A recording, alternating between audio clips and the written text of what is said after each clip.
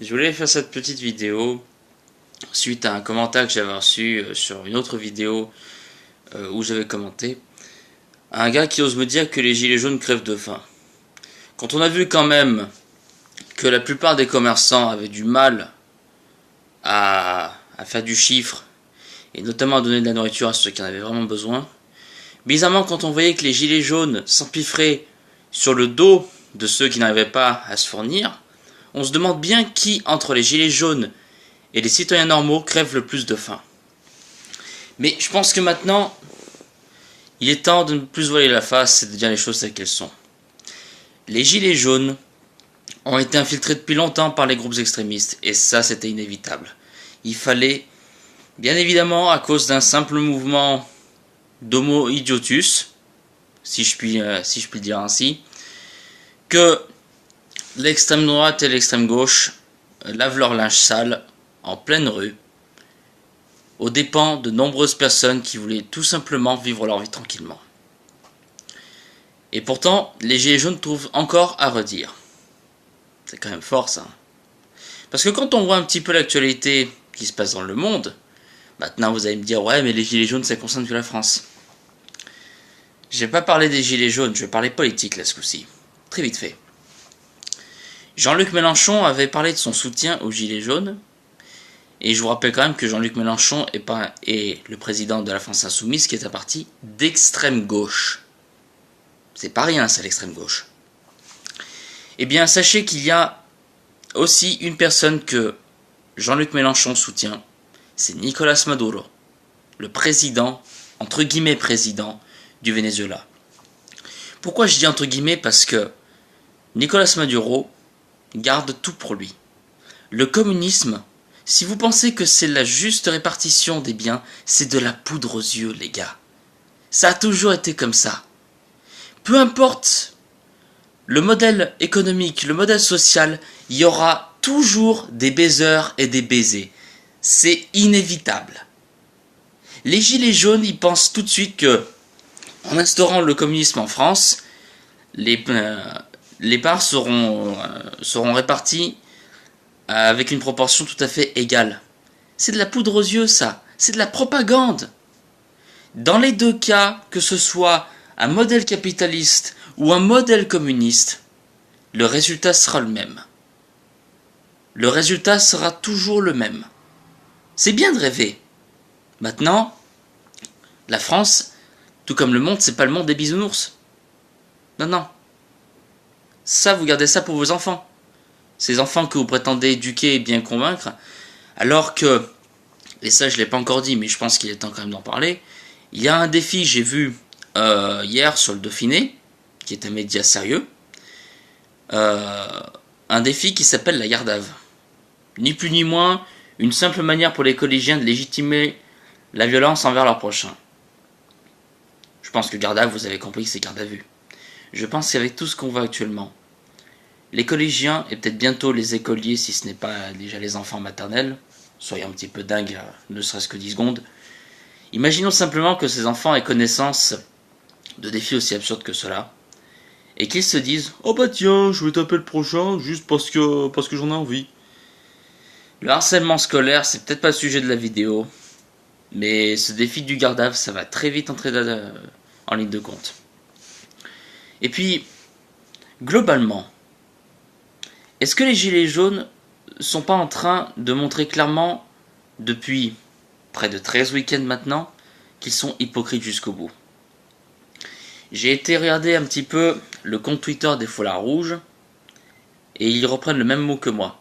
Ce mot-là, je l'ai utilisé dès le début du mouvement, et je ne compte pas le lâcher. Les gilets jaunes ne lâcheront pas leur mouvement, et bien moi, je ne lâcherai pas non plus l'affaire, que vous le vouliez ou non. Maintenant, vous pouvez me dire de fermer ma gueule, d'aller me faire foutre, etc. Vous vous rendez compte que vous êtes en train de me motiver davantage. Maintenant, ces insultes n'impliquent que vous. C'est vous qui le dites, après tout. Moi, le problème, c'est que derrière, la critique, je l'accepte. En fait, j'aurais presque même envie que vous me critiquiez plus que vous me chantiez mes louanges. En fait, je m'en fous carrément qu'on me chante mes louanges. Parce que je considère que la critique, C'est une manière de dire à l'autre, mais putain, il a touché là où il fallait pas, donc je vais essayer de contrebalancer et de le calmer. Vous savez déjà que les foulards rouges ont fait une sorte de contre-manifestation, entre guillemets.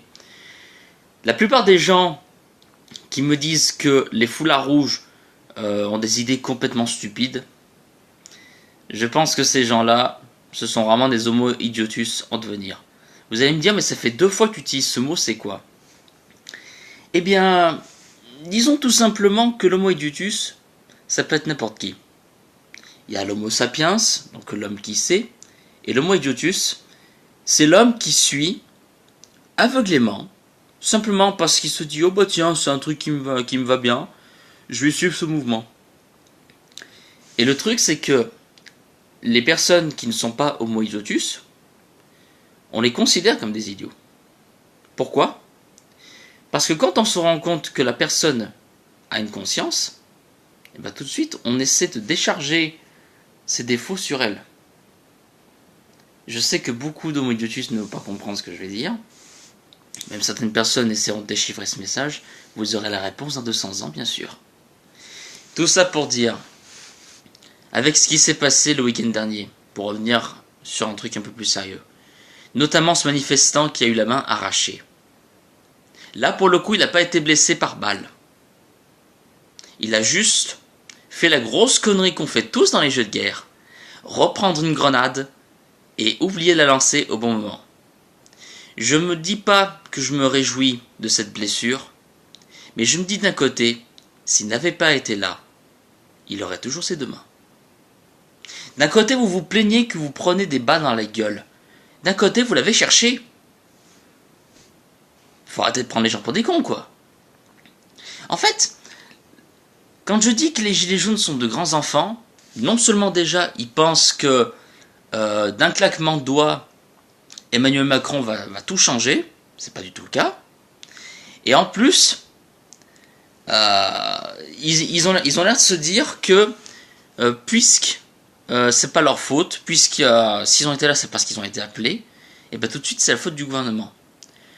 Le gouvernement ne vous a pas appelé sur place. En fait, vous considérez Macron comme votre bouc émissaire. Vous participez davantage au harcèlement. Donc tout à l'heure, j'ai parlé harcèlement scolaire avec ce machin de Gardave. Là, vous êtes simplement dit, celui-là, c'est un petit jeune, on va lui en mettre plein la gueule. Donc, ni plus ni moins, vous considérez Macron comme un bouc émissaire. Et généralement, dans la cour de l'école, quand vous avez un bouc émissaire, il peut finir, pour moi, dans 2 situations. Soit le bouc émissaire revient plus tard et se venge, ce qui est quand même violent, ou alors, il décide de ne pas prendre sa revanche et il met fin à ses jours. Le truc, c'est que là, Macron, on ne sait pas s'il va lâcher du lest ou si au contraire, il va continuer. Mais dans tous les cas, vous considérez Macron comme votre bouc émissaire. Ça, c'est inévitable. Donc, c'est pas du tout un appel à la raison parce que je sais déjà que personne ne voudra l'entendre. C'est simplement mon avis personnel, encore une fois. Mais tout ça pour vous dire, les gilets jaunes, vous êtes de grands enfants quand même. Vous êtes quand même assez âgés pour certains, sans vouloir être offensant, mais vous avez presque la mentalité d'un enfant de 4 ans. Même les enfants de 4 ans réfléchiraient peut-être bien mieux que vous. C'est ça l'image que vous donnez à vos enfants? Ça fait peine à voir. Et j'ai presque honte de le dire.